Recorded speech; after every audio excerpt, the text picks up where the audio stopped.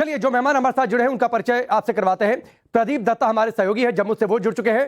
माजिद हैदरी राजनीतिक विश्लेषक है। सुशील पंडित है, कश्मीरी एक्टिविस्ट। डॉक्टर निर्मल सिंह है, पूर्व डिप्टी सीएम है जम्मू कश्मीर के।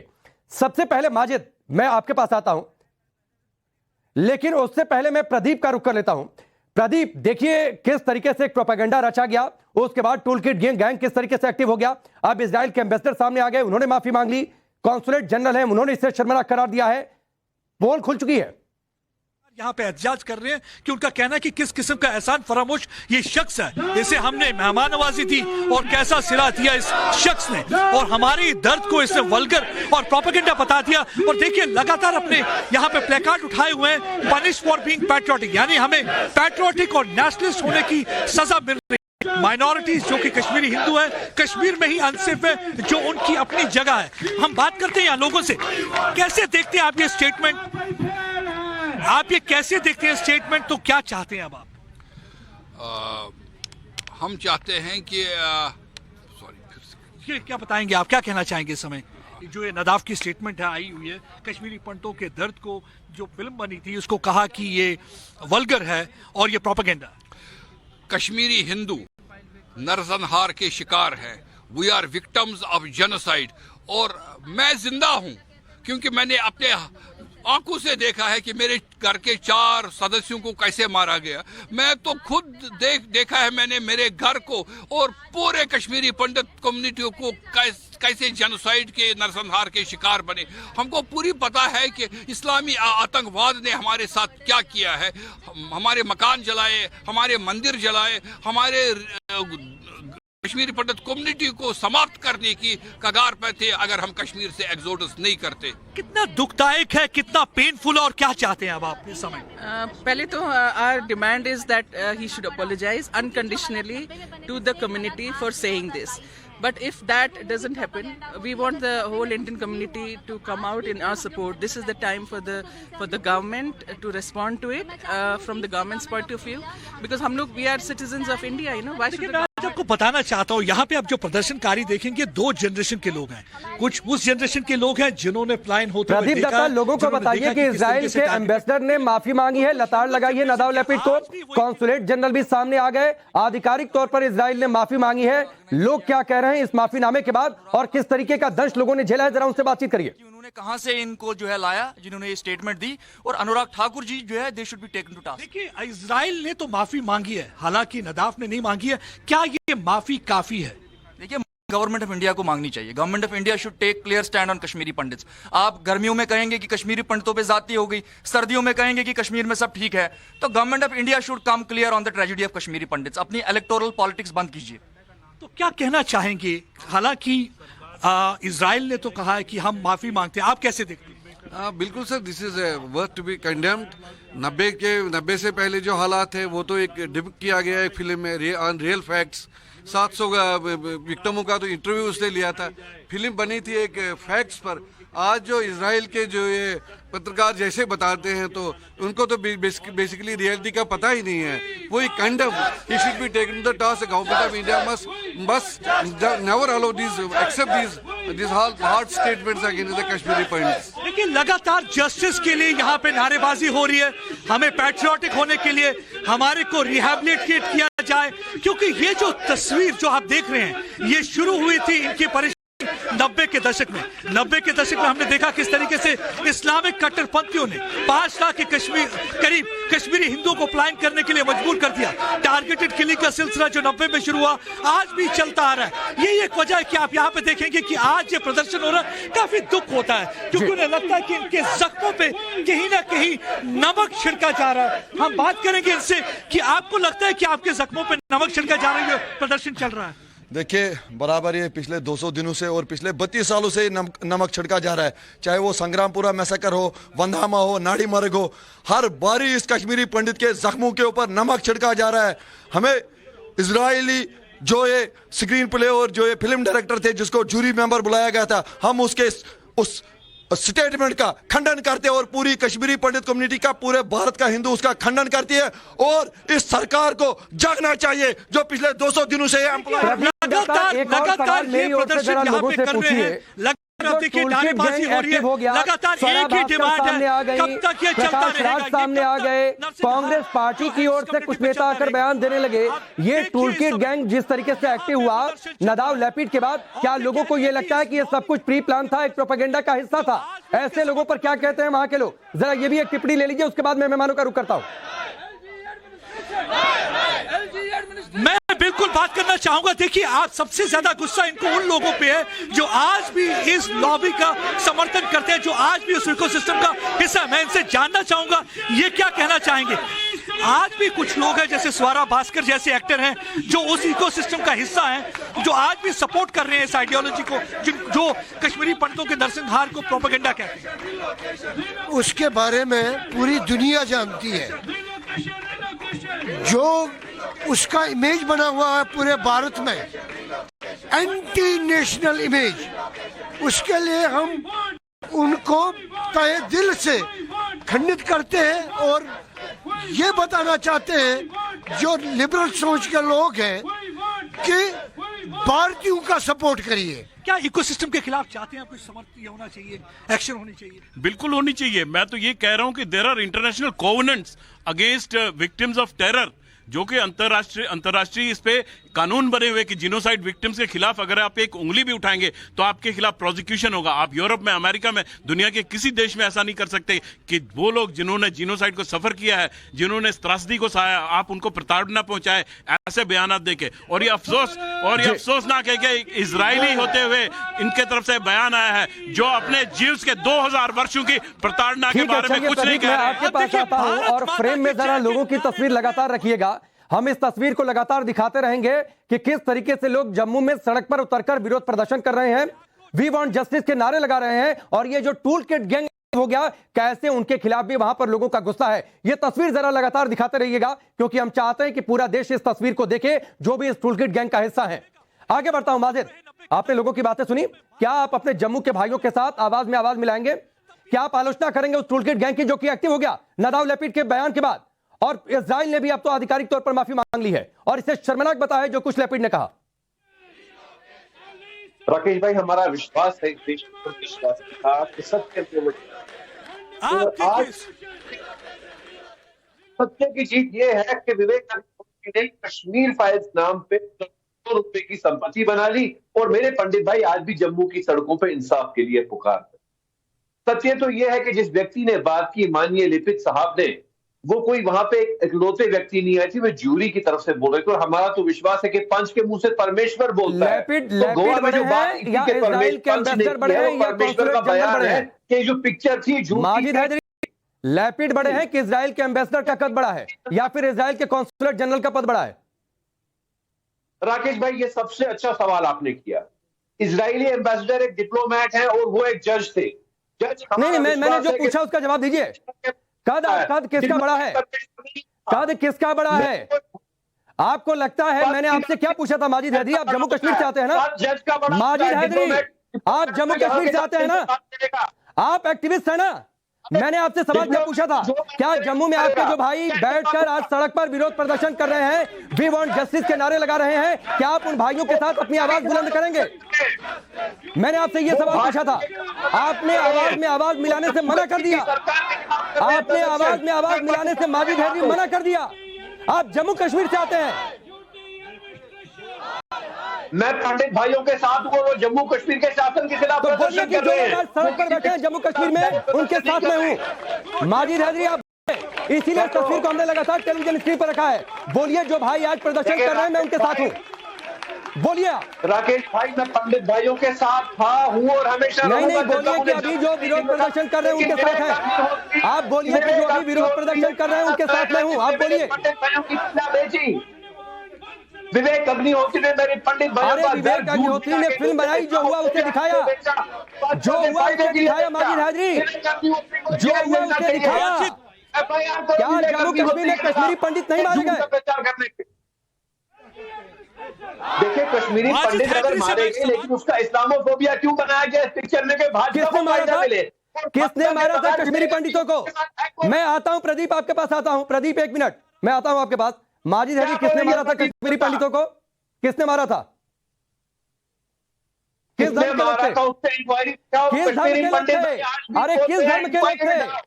अल सफा में क्या छपा था 90 के दशक में? इंक्वायरी बिठाइए ना, भाजपा को बोलिए इंक्वायरी करो, किसने इंक्वायरी मारा। मस्जिदों से इंक्वायरी क्या कराइए ऐलान ना, हुआ व्हाइट था? पेपर लाइए कि वो मस्जिदों से व्हाइट क्या पेपर ऐलान हुआ लाइए था? और किस पंडित धर्म के भाइयों लोग को थे? इंसाफ दीजिए। मजाक बना रहे विवेक हैं आप। अग्निहोत्री के सपोर्ट में आप खड़े होकर पंडित भाइयों को भूल जाता है प्रदीप दत्ता। शर्म करें आज प्रदीप दत्ता, पंडित भाइयों को आप भूल गए। आपको विवेक अरे आप अग्निहोत्री के भूल गए करोड़ों जम्मू कमाने कश्मीर के याद अपने है, भाइयों लेकिन को पंडित भाइयों जो को आज याद सड़क पर नहीं। उतर कर विरोध प्रदर्शन कर रहे हैं। आ गई बात समझ में आपको? माजिद हैदरी, प्रदीप आप कुछ कह रहे थे? को सरकार दूसरी जनरेशन प्रदर्शन कर रही है, आज भी इनको टारगेट किया जा रहा है, लेकिन आपको आज भी आपका कलेजा जरा भी पसीजता नहीं, आज भी आपका दिल धड़कता है तो यासीन मलिक के लिए धड़कता है, आज भी आपका दिल धड़कता है तो आज भी आपका दिल धड़कता है तो स्वरा भास्कर की बात पे धड़कता है, आपका बात दिल धड़कता है तो इस इजरायली फिल्म मेकर के लिए धड़कता है। लेकिन इनके दर्द का क्या, इनके दर्द का जवाब दो माजिद हैदरी, इनके दर्द के बारे में क्या बताओगे? इनको कितना सफर करना पड़ा है आपकी वजह से, आप उस समय खामोश है। अगर आपने तब आवाज उठाई होती शायद इनको अपना घर बार नहीं छोड़ना पड़ता, इनको घर बार इसलिए छोड़ना पड़ा, आप तब खामोश रहे। एज ए पत्रकार भी आप फेल हुए, as a civil society member भी आप फेल हुए और नहीं, एज ए प्रदीप, कश्मीरी आप भी आप गलत फेल बोल हुए। रहे हैं। आपको माजिद कोई हैदरी हक नहीं आपको बनता पत्रकार नजर आते हैं कश्मीरियों क्या? की बात करना और प्रदीप मैं आपको करेक्ट करूंगा, माजिद हैदरी पत्रकार नजर आते हैं आपको?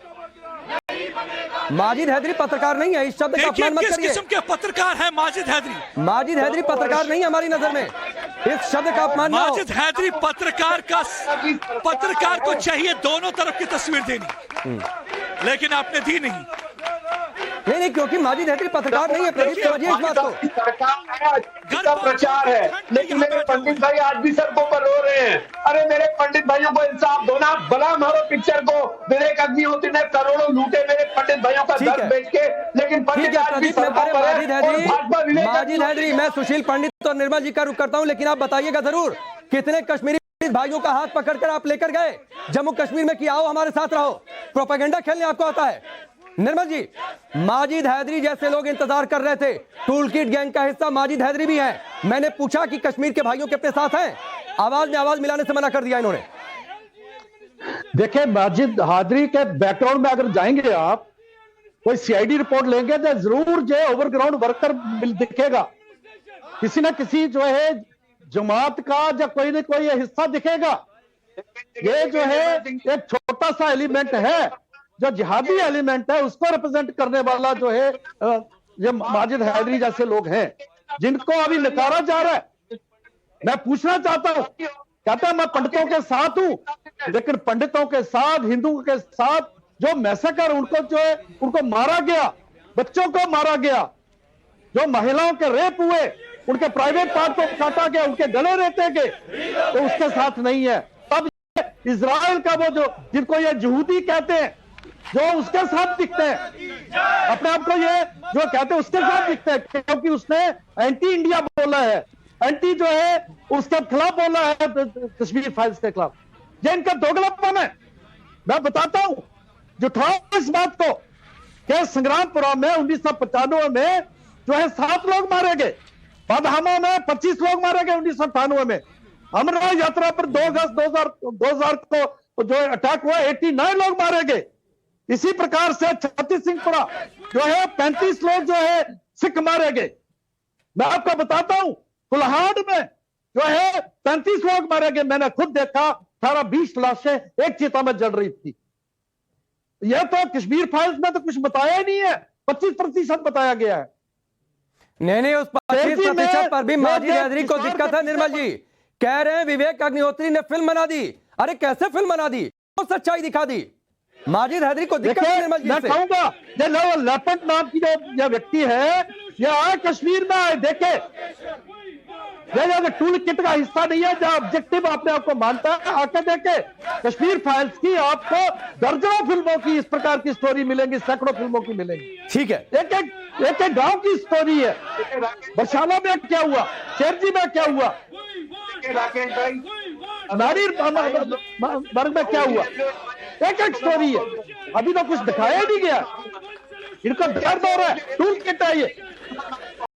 और माजिद हैदरी जैसे लोग हैं जो बदनाम करते हैं इंसानियत को, इस प्रकार की बात। ठीक है निर्मल जी, निर्मल जी, ठीक है। माजिद हैदरी मैं आता हूं आपके पास, लेकिन सुशील पंडित सिर्फ 20% सच दिखाया गया।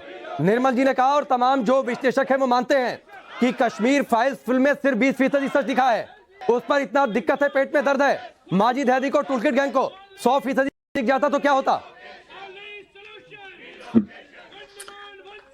देखिए, जो जिहाद का चेहरा है, जो जिहाद की पैरवी करते आए हैं, उनसे आप और क्या अपेक्षा रख सकते हैं? कश्मीर में आपकी मजबूरी होगी कि अपने शो में आप एक जिहादी चेहरा भी बिठाएं और उससे हमारी तूतू मैमे करवाएं।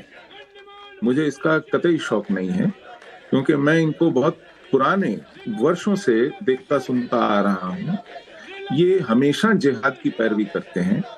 ये पंडित भाई कहते हुए हमारे ऊपर हुए जुल्मों पर सीधे सीधे आंखें मीचते हैं, सीधे सीधे लिपापोती करते हैं। तो इनसे किसी शर्म की, किसी लिहाज की, किसी सच की उम्मीद करना आप तो कम से कम बंद कर दें। मुझे बिल्कुल नहीं है।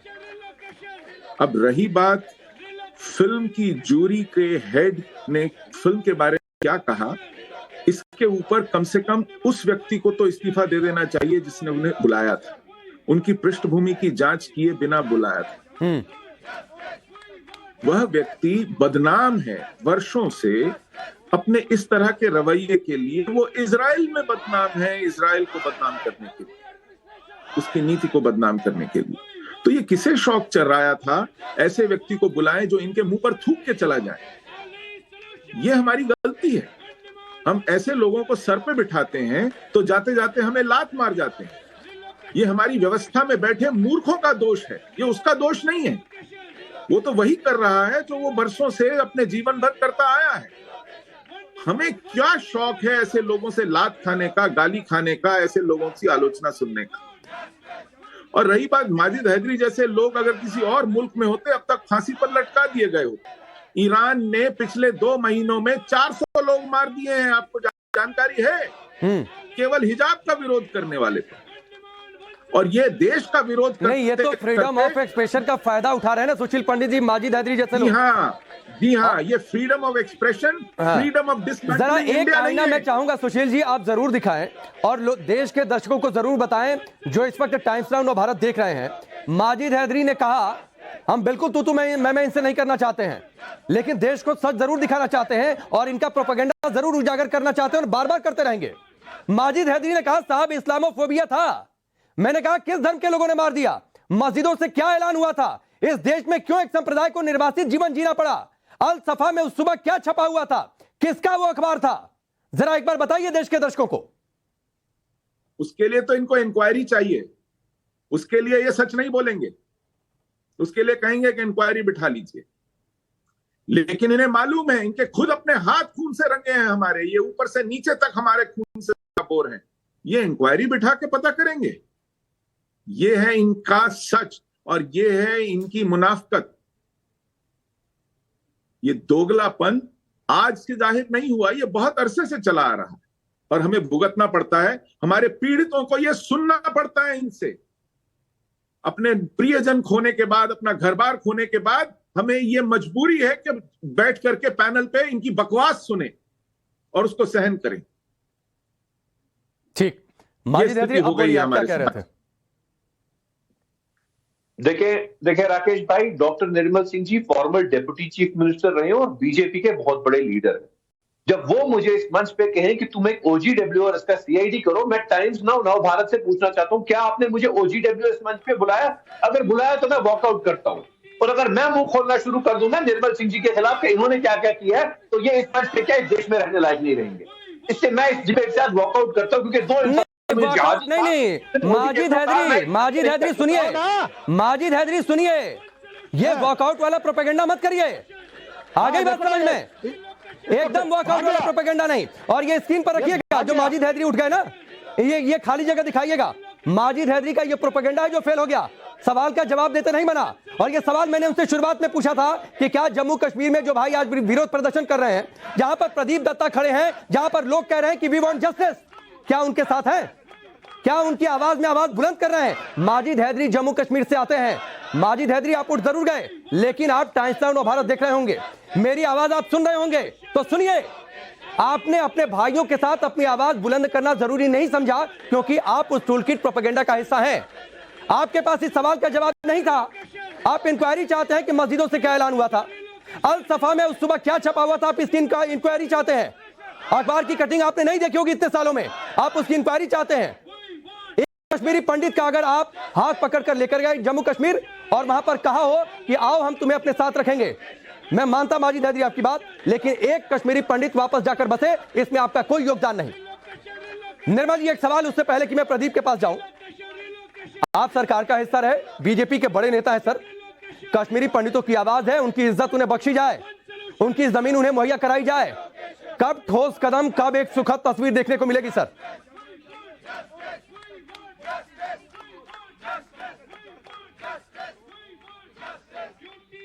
हेलो निर्मल जी, आवाज आ रही है आपको? मेरा सवाल आपने सुना हो तो जवाब दीजिए।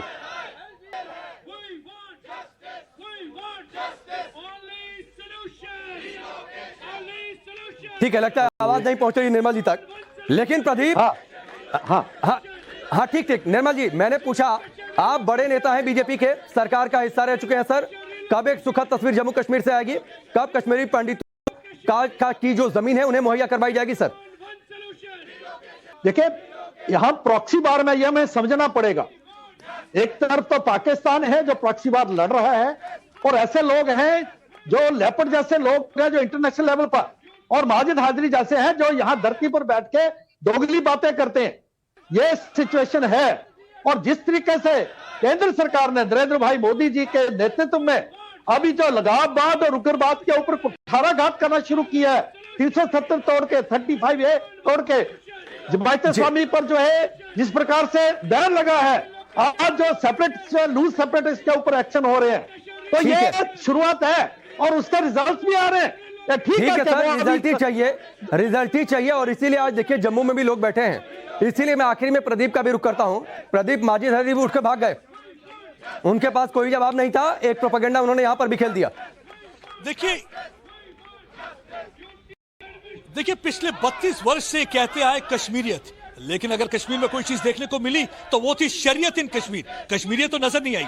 आज भी देखिए किस किस्म का प्रोपेगेंडा करते हैं ये, आज भी किनका समर्थन ये करते हैं, एक बार भी इनके बारे में नहीं बोलते, जो आज भी देखिए इस ठंड में यहाँ पे घरों के बाहर प्रदर्शन के लिए बैठे हुए, क्योंकि इनका दिल दुखता है, इनकी आंखों में आज भी आंसू हैं। उस दिन को याद करते हैं जब इनको अपना ही घर बार छोड़ के बैठना पड़ा था। बहुत आसान होता है माजिद हैदरी साहब के लिए अपने कमरे में बैठ के अपने ड्राइंग रूम में भाषण देना, लेकिन उनसे पूछिए जिन्होंने अपने घर बार छोड़े हैं, उनसे पूछिए कि प्लान क्या चीज होती है। मेरे ख्याल से जो ये बात करते हैं उनको मैं याद दिलाना चाहता हूं, 90 के दशक में निजामे मुस्तफा का नारा लगाया था। निजामे मुस्तफा मतलब कि एक ही जमात के लोग रहेंगे, यानी कि सिर्फ मुसलमान लोग रहेंगे और किसी के लिए कश्मीर में जगह नहीं है। और उसके बाद क्या हुआ? वक्त इतना ही है प्रदीप, वक्त इतना ही है। सुशील जी आपका बहुत बहुत शुक्रिया, निर्मल जी आपका बहुत बहुत शुक्रिया। और प्रदीप, तस्वीर ने जो आपने दिखाई है किस तरीके से वहां पर कश्मीरी पंडित का विरोध प्रदर्शन कर रहे हैं और टूलकिट गैंग जिस तरीके से एक्टिव हुआ उसके खिलाफ भी उनका यह आक्रोश है।